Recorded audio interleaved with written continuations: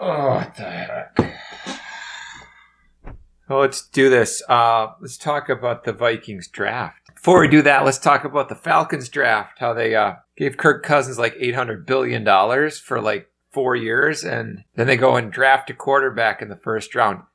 Reach big time for Michael Rosenpenix. Oh, it's me, Dr. Rosenpenix. Oh, and Kirk Cousins is sad. Oh, well, Falcons fans will be sad once they see him play, too. Anyway, Vikings picked JJ McCarthy out of Michigan, who played under Jim Harbaugh. 22 touchdowns, 4 interceptions, 2,991 yards. Not bad. Not big numbers, really. In fact, the last 5 games of the season before the playoffs, in those 5 games, threw for 1 touchdown. In 5 games, 1 touchdown. One damn hit. And I think in 4 of the 5 games, he threw for under 150 yards. And in 1 of the games, he threw for like 60 yards or something. He was solid against Alabama in that first playoff game, and then kind of didn't do anything in the championship game. It's like he didn't make any mistakes, really, but he also didn't do anything. He didn't have to do anything. In like half the games this year, he had to do basically nothing. So there's not a lot to go on. Not a lot of good, not a lot of bad. I think the key question, is he the man? In the way that Tom Brady was the man. Brett Favre was the man. John Elway was the man. Joe Montana was the man. They walked into the locker room and they owned that locker room. Even if not everybody liked them, they knew who the number 1 competitor was, who the top dog was. Is JJ McCarthy like that, or is he like Kirk Cousins, who is not and has never been the man? The guy who strips down, takes his shirt off, and all the players throw chains on him like he's like the kid from special ed. He's a joke to them. They don't respect him. Takes off his shirt before the Packers game at the end of the year, and the Vikings go get their butts kicked. Not the man. I certainly think JJ McCarthy is more the man than Kirk Cousins. He doesn't have the looks of a total bust like Christian Ponder. He doesn't look like every limb of his is about to fall off the way Gumby was. He certainly doesn't look like Kellen Mond or any of these other ridiculous Rick Spielman quarterback picks. And I think a lot of people are excited. You know, he's from Michigan, won a national championship. My other question is, who's your starting center?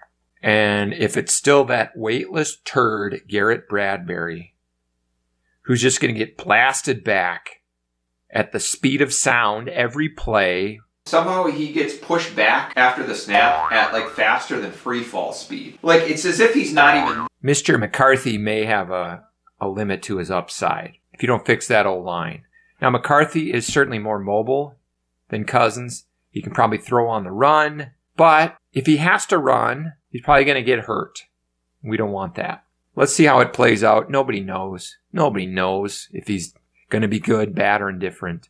And a lot of it is the situation. And it would be much better if he didn't have to play this year or maybe even next year and he could sit and wait and soak it all in. But you got Tom Arnold as your quarterback now. I'm assuming it'll be Tom Arnold, or maybe it'll be Sean Mullins or Monty Hall or whoever. I don't know who's going to be the Vikings starting quarterback. If it's JJ McCarthy, I think we got trouble. I think the likelihood of him being a bust is much higher if he has to start this year. But we're going to watch Tom Arnold all year? That's not going to be fun. I'm going to watch some clips of McCarthy here and just see. I haven't watched a lot of him, so I'm going to see, give my take on what I see in this YouTube highlights of him.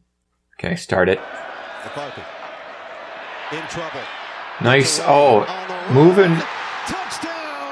Avoiding the rush and throwing on the run, and a perfect throw with pretty good arm strength, it looks like. But then he sees McCarthy can find him.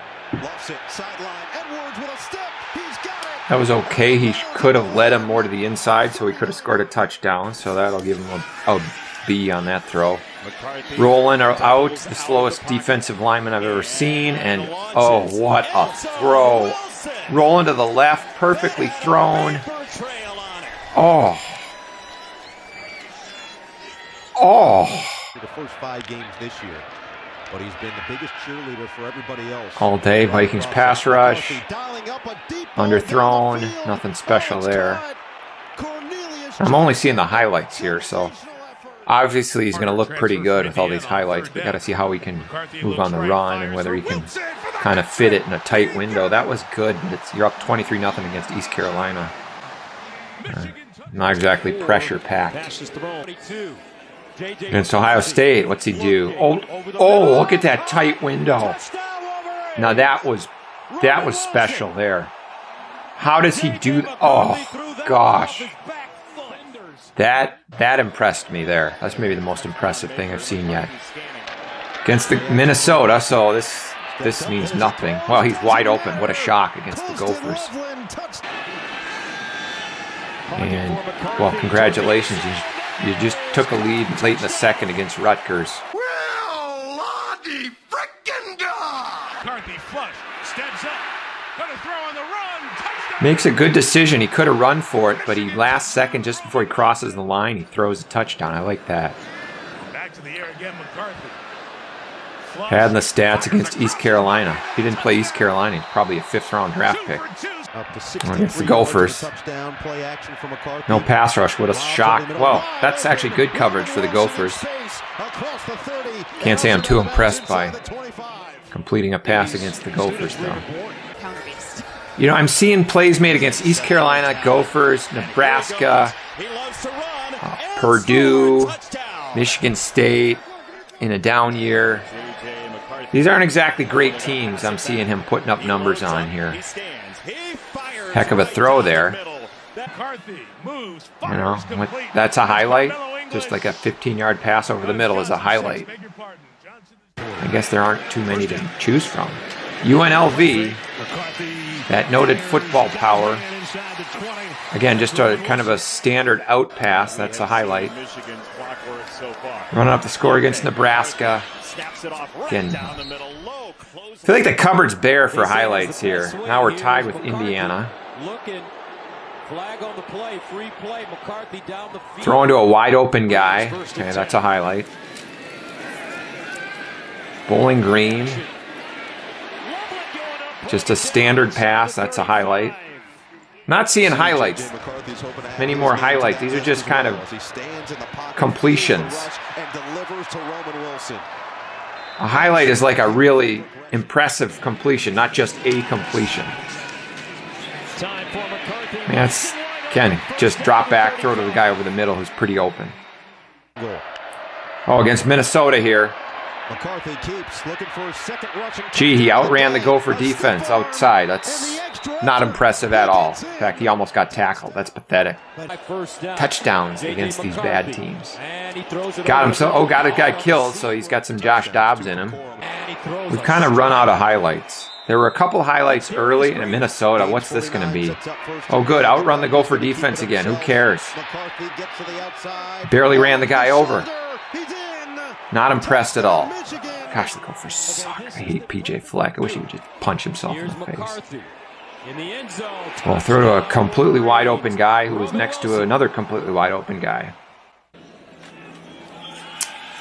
And what do we got here?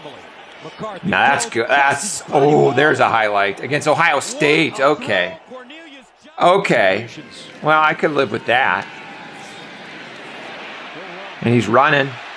He runs like this in the NFL, he will get killed. Doesn't look unbelievably fast. Okay, there's the highlights. Okay. I mean, those are highlights. So those are the best plays, only the good plays. Didn't exactly blow me away.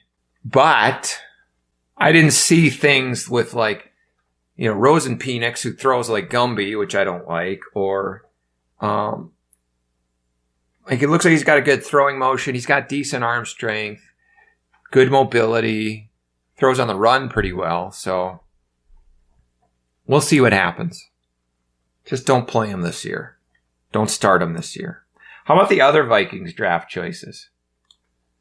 What else did they get? Dallas Turner from Alabama. Pass rusher, I guess. He's from Alabama, so he's probably talented.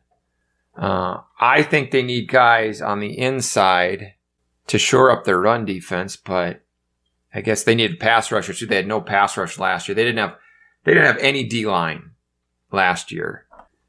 They don't really have good linebackers either, or secondary, or an offensive line.